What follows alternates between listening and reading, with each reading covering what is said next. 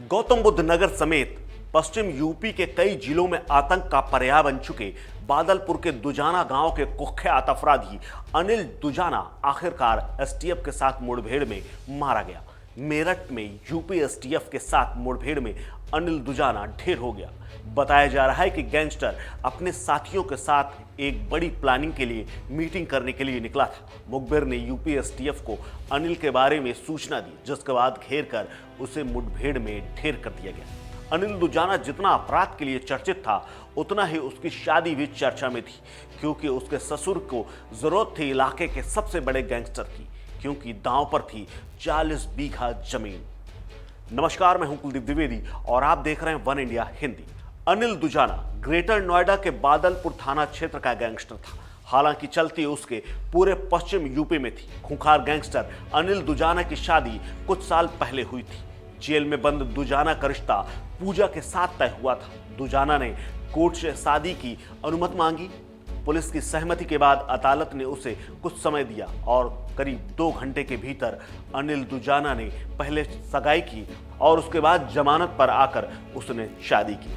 खास बात यह है कि ये कोर्ट के सामने ऐसा पहला मामला था जिसमें किसी अपराधी की ओर से सगाई की अनुमति मांगी गई थी। लेकिन इस शादी के पीछे एक बहुत बड़ी कहानी है। अनिल दुजाना की शादी का किस्सा भी कम दिलचस्प नहीं है। दरअसल अनिल दुजाना के ससुर को इलाके के सबसे बड़े गैंगस्टर की जरूरत थी। दुजाना की ससुराल बागपत में है, जहां के रहने वाले लीलू राजकुमार से 40 बीघा की जमीन को लेकर विवाद में फंसे हुए थे। लीलू अनिल दुजाना के ससुर का नाम है। करोड़ों की इस जमीन के लिए राजकुमार ने लीलू से मुकाबला करने के लिए अपनी 2 बेटियों की शादी जाने माने अपराधियों में से एक हरेंद्र खड़खड़ा और उसके भाई से करा दी। जमीन बचाने के लिए लीलू को अब कोई रास्ता नहीं सूझ रहा था, क्योंकि सामने थे 2 बड़े अपराधी। राजकुमार के सामने लीलू कमजोर पड़ रहा था। लीलू ने राजकुमार और उसके दामाद हरिंद्र खड़खड़ा की काट खोजी। उसने अपनी बेटी पूजा की शादी हरिंद्र से भी बड़े अपराधी से करवाने का मन बना लिया। तलाश शुरू हुई और उसकी नजर पड़ी सुनील राठी जैसे गैंगस्टर पर हमला करने वाले गैंगस्टर अनिल दुजाना पर। अनिल दुजाना इससे पहले संदीप भाटी पर भी हमला कर चुका था।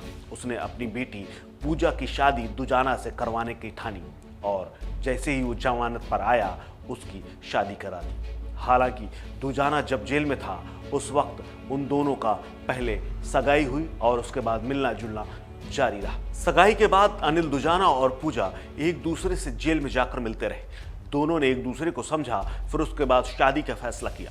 फरवरी 2021 में अनिल दुजाना जमानत पर बाहर आया और उसने पहले सबसे पूजा के साथ मंदिर में जाकर शादी रचाई।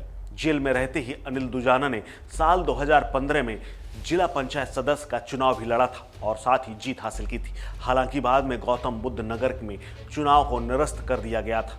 एक बार फिर उसकी पत्नी इसी साल होने वाले जो चल रहे हैं चुनाव जिला पंचायत के, उसमें उतरने की तैयारी कर ली थी। लेकिन अनिल दुजाना पर पुलिस ने मुकदमा दर्ज कर दिया, तो उसके बाद उसका इरादा बदल गया। एसटीएफ ने बीते दिन यानी 4 मई को मेरठ के जानी इलाके में अनिल दुजाना का एनकाउंटर कर दिया। 36 साल की उम्र में अनिल दुजाना पर 62 मुकदमे चल रहे थे। यही वजह थी कि पुलिस ने उसके सिर पर 75,000 रुपए का इनाम घोषित कर रखा था। दुजाना पर दर्ज 62 मामलों में से 18 मामले मर्डर और हत्या के थे। इसके अलावा रंगदारी, लूटपाट, जमीन पर कब्जा छुड़वाना, आर्म्स एक्ट जैसे गंभीर मामले भी दर्ज थे। उस पर राष्ट्रीय सुरक्षा कानून यानी रासुका और गैंगस्टर भी लगा हुआ था। गैंगस्टर सुंदर भाटी पर AK-47 से हमले का अनिल आरोपी भी था और वो 2012 से जेल में था और जनवरी 2021 में वो बेल पर आया था। इस खबर में फिलहाल इतना ही। अपडेट्स के लिए बने रहिए वन इंडिया हिंदी के साथ। नमस्कार।